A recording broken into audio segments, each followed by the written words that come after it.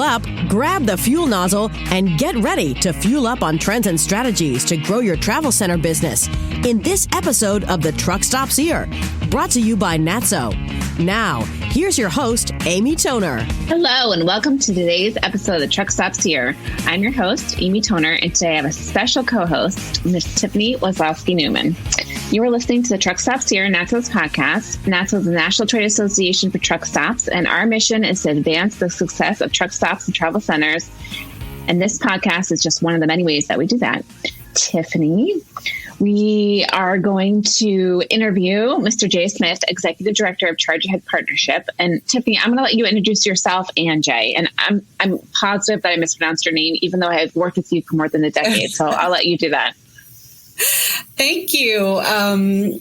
First of all, I want to tell you how excited I am to be here. I have been trying to record a podcast with you since the very first time you launched Truck Stops Here, and I can't believe I've finally made it. It's taken me way too long. Too long. Yes.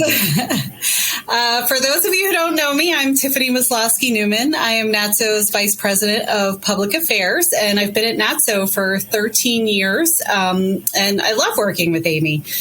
She's one of my favorite people. And I am also really excited to introduce you to Jay Smith, who is the Executive Director of the Charge Ahead Partnership. And this is a national organization. It's hundreds of members who are focused on really creating a market-based approach to EV charging. And they are relatively new, but growing very rapidly. And Jay is going to tell us a little bit about the membership and the overall mission of the organization. Well, first, thanks for having me on to talk about this exciting, evolving issue. Charge Ahead Partnership is a coalition of businesses, organizations, and even just individuals that really share the mission and goal of efficiently and effectively developing an EV charging network for electric vehicles across the country. With so many manufacturers now shifting their production lines over to electric vehicles, and really the goals that the administration have set to see, some are projecting we're going to see 18 million electric vehicles on the road by as soon as 2030. And so as we see that happening, we think that it's important that there be an EV charging network to actually serve those EV drivers.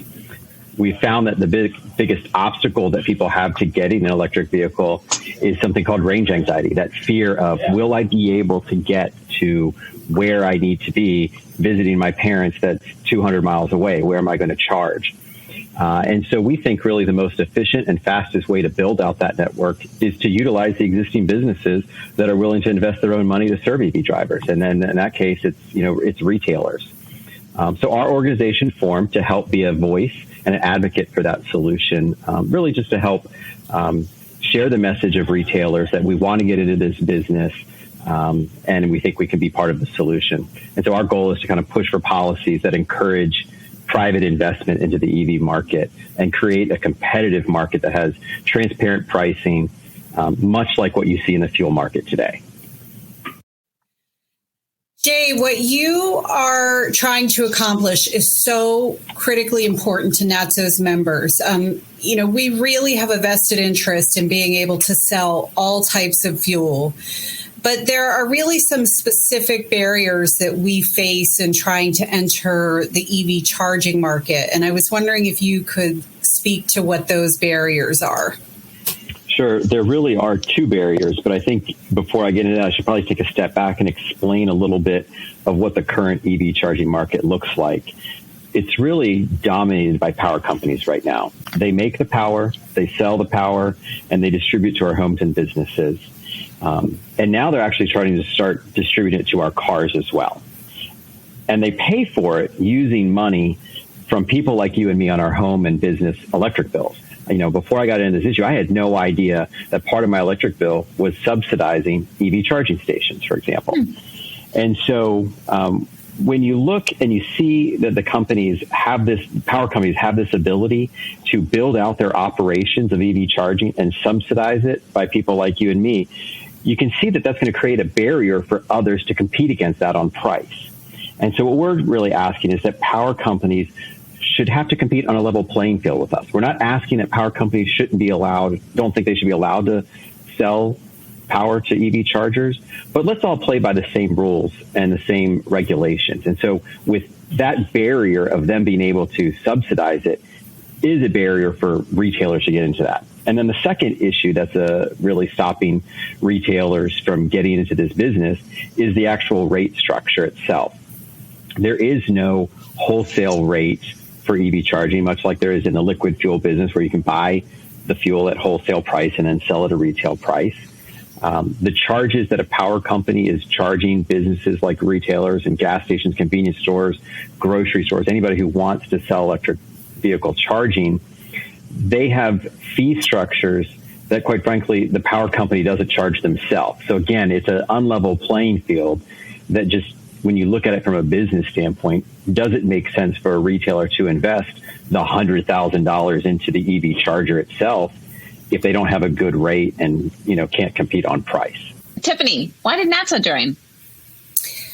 So the fuel retail landscape is really evolving. Fuel retailers want the ability to sell any type of fuel that customers want to buy, and that right now includes electricity. But there needs to be a change in energy policy so that our industry can implement EV charging stations and sell electricity in a way that is profitable. Right now, there isn't a business case for investing in EV charging stations. There's grant money that's available through the Bipartisan Infrastructure Investment Bill law that was signed last year, and there are other grant and partnership opportunities, and all of that is a really great kickstart. But if we don't have energy policy changes that allow the market to grow and allow the private sector to invest and make a return on that investment, then all of that grant money is really going to be wasted. The fuel retail locations nationwide, when you look at truck stops, travel centers, and C-stores, there's 150,000 established locations out there. And we are really confident in the knowledge that, EV drivers will not have range anxiety if we invest in the EV charging stations. No one today has range anxiety if they are driving a gasoline-powered car, and we know that we can do the same for electric vehicles. So for NATSO, joining the partnership was really about amplifying our voice so that the lawmakers and the regulators and all the people who can influence the rules and regulations around EV charging really understand what we need to happen in order for this emerging fuel to be successful. Jay, I really wanted to ask you, because I know reporters ask me a lot, where are all these battles being played out? Is it at the federal level? Is it in the states? Definitely get a lot of calls from state reporters. And, to me, the answer is really yes to both. So I was hoping that you could tell our listeners kind of what is happening in both of those arenas. Yeah, you're right. The issue does span both federal and state. You mentioned the infrastructure bill that recently passed that infused a lot of money into the EV charging growth in that market, which is a good thing. But power companies and electric regulation is largely controlled at the state level. So there's really not a silver bullet at the federal level to deal with those two barriers that I mentioned, rate structure and power companies using ratepayer money to subsidize. So this is a battle that we are going to have to take state by state. We've seen legislation in Florida, Georgia, Louisiana, South Carolina, and so on. And we expect, next year we're going to see legislation in a whole host of more states. And that's something that we want to be an active part of at Charge Ed Partnership. We want to help advocate to get those types of bills passed that level the playing field to help retailers and anybody else who wants to get into the EV charging business. But like I said, it is something that's being played at the state and local level. The infrastructure bill that you mentioned is going to infuse $7.5 billion over the next 5 years into the various states. And we want to make sure that the state puts together a plan that is going to help incentivize additional private investment. We don't want to just take a grant money and have it by a charging station that sits at a public library, and then eventually when it becomes outdated, there's not another federal grant money to replace it. We think the best way to use that federal money is to put it in a way that the private sector is also investing its own capital. And as you know from your members, you guys are willing to do it. Retailers are willing to invest their own private money into this. And I think that's going to be part of the big solution. I know I've seen chargers at places like Starbucks and maybe the grocery store. Are these part of the network for travelers? Yeah, we see, it's not uncommon to drive by a Starbucks or a shopping center, a Walmart, and you see a charging station. Those are generally speaking much slower, what we call level 1 or level 2 chargers, something that somebody may have in their home garage where they're going to charge their car over an 8-hour period overnight while they sleep.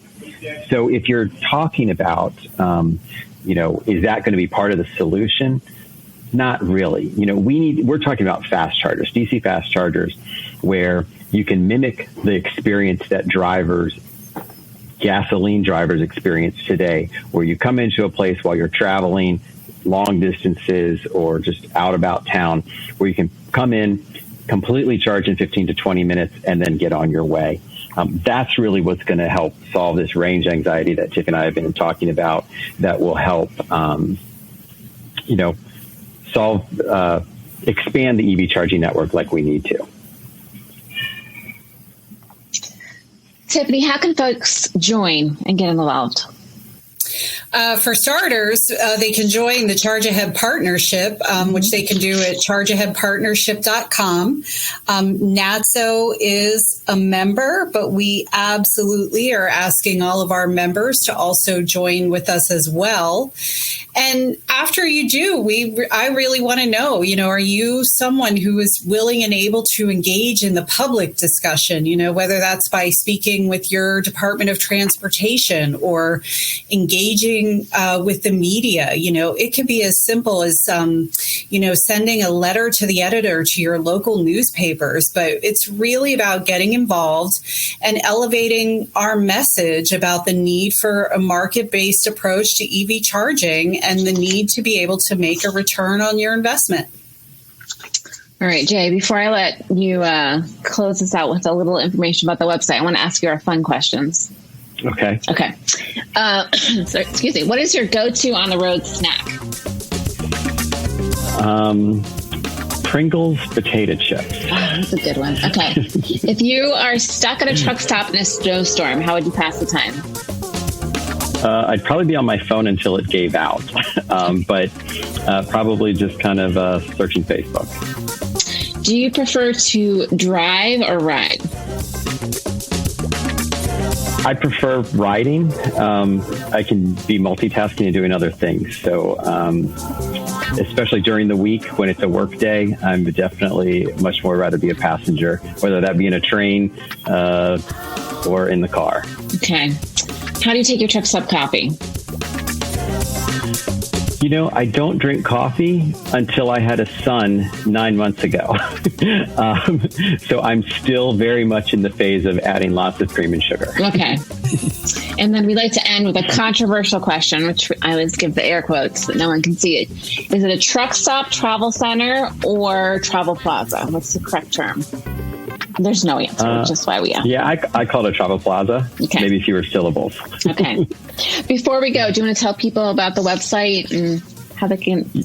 Yeah, no, we'd love to get more people involved, whether either as a business you want to join our coalition, it's free to join, or whether you're just a concerned citizen that think, hey, I'd like to see more EV charging around the country. You can go to chargeaheadpartnership.com. Again, you can sign up as an individual or a business, free to do so. But what it does do is it connects you so that we can keep you informed about when this issue is coming to your state and when we need you to kind of weigh in. You can also follow us on social media, which you can get to from that website. Again, it's chargeaheadpartnership.com. Okay. Thank you for listening to today's episode of the Truck Stops Here. You can find us online at natso.com/podcast. If you have any questions or you want to come on the podcast or be a guest, you can reach out to me at editor@natso.com. Thank you again to Jay and Tiffany for being my special guests. Thank you. The Truck Stops Here was brought to you by NATSO. the association representing truck stops and travel centers. Visit natso.com for more information. The Truck Stops Here is produced by NATSO in collaboration with Human Factor. Producers are Amy Toner and Darren Schulte.